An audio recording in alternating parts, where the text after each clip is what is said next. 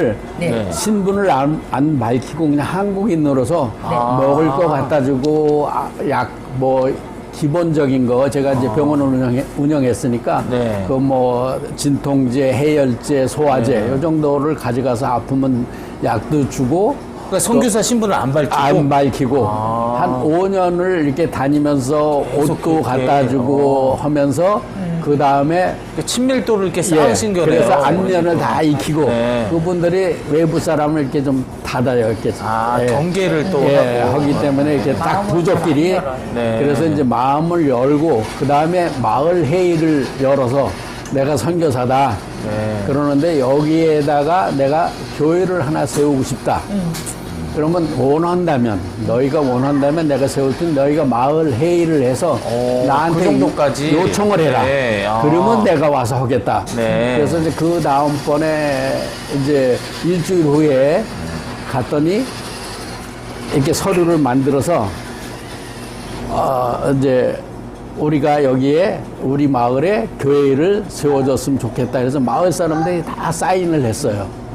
그래서 그걸 저에게 주어서 그 다음에 거기 가서 이제 조그마한 한 4m, 5m 되는 그 학교, 나무로 진 학교가 있어. 판자 학교에서 처음으로 이제 판자로 학교를 지어요?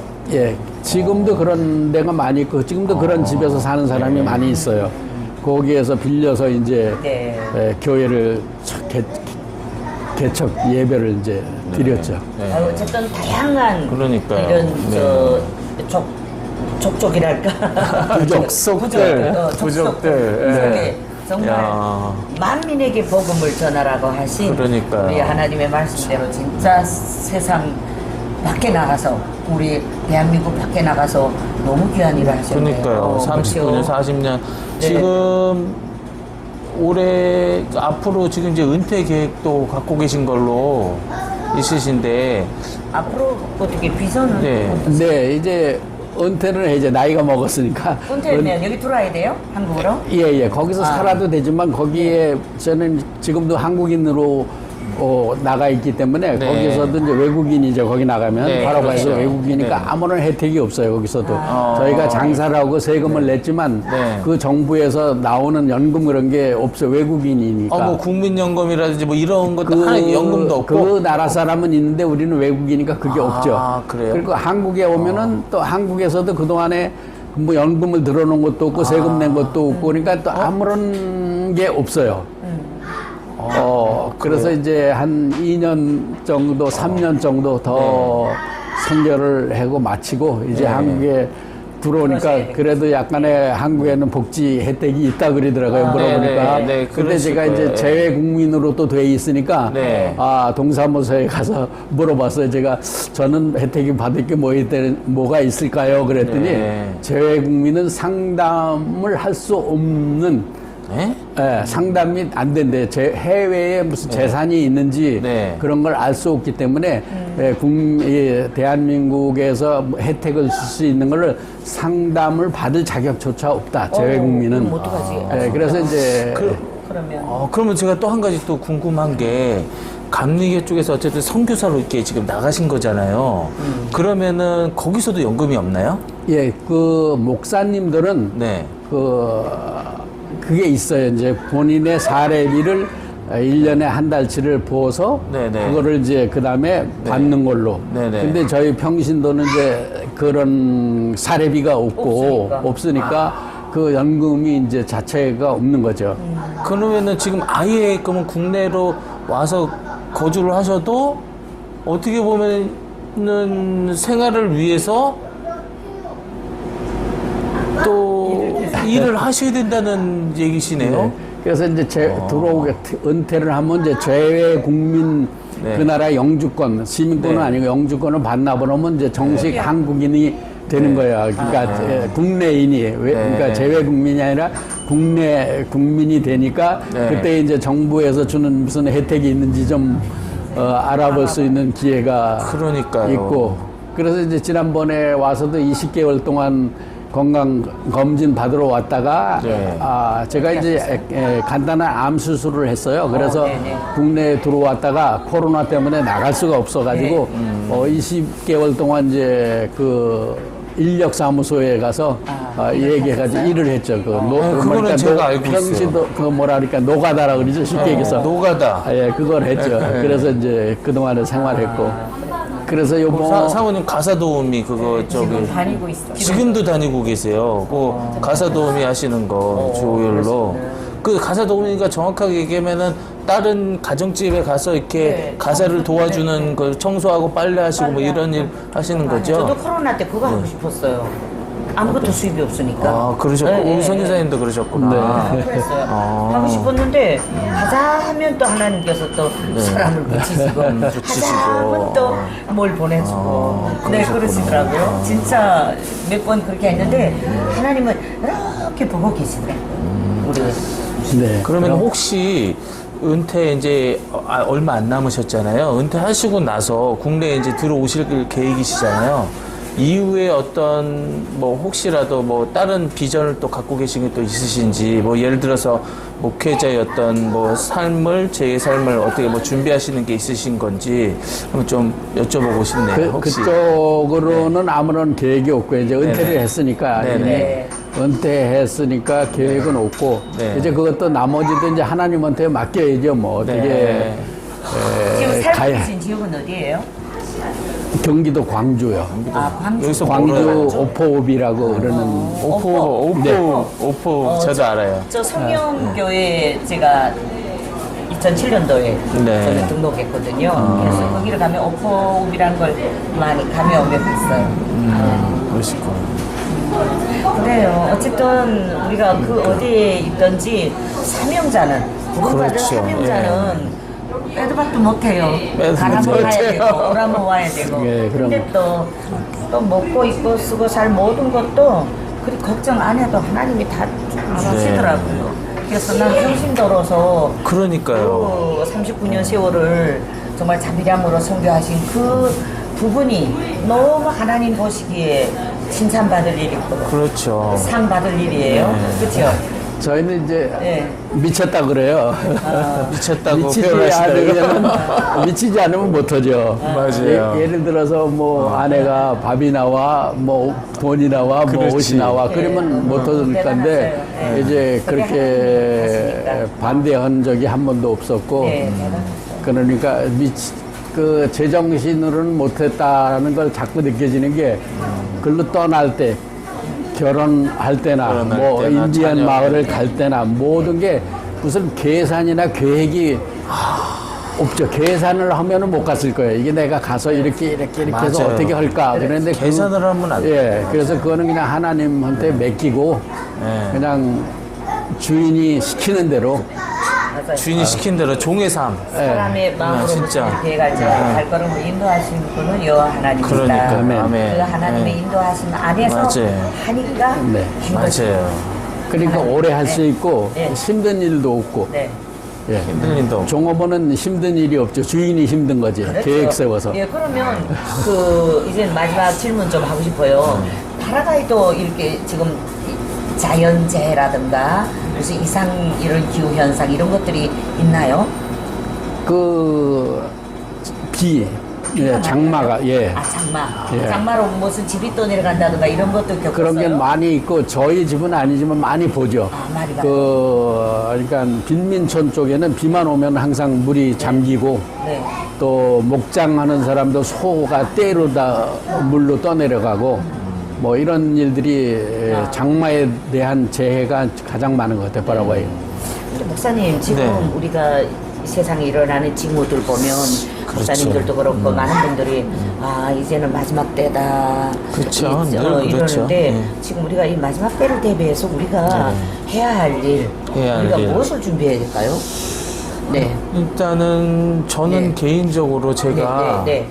어떻게 제가 최근 들어서 제가 이제 논문도 썼지만은 네. 우리 선교사님이 그 만드신 이제 장대현의 말 그대로 그 은혜 회복을 은혜 한다는 회복. 게 그게 네, 이게 네, 중요한 네. 거예요. 네. 우리가 그 은혜를 회복을 하는 게 그게 중요한 거라고 생각을 하거든요. 왜냐면 현재 지금 한국교회 같은 경우도 늘 어떤 행사에 치중하고 여러 가지 뭐 간증을 하더라도 막 뭔가 어떤 성공 스토리에 대한 어떤 간증에 치우치고 막 이런 부분들에 굉장히 좀 만약에 빠져 있고 오히려 막 그런 부분들을 더 내세우고 이런 시점인데 이제는 은혜와 회복과 그렇죠. 이걸 안 쓰더라고요. 그렇죠. 안 사용해. 왜냐면 그러기가 싫거든. 지금 삶이 너무 지금. 만족하고 지금 내가 성장돼 있고 안정적인 삶이 만족하기 때문에 다시 그걸 회복하게 되면 어떻게 되냐면 다시는 우리는 무릎을 꿇어야 되거든요.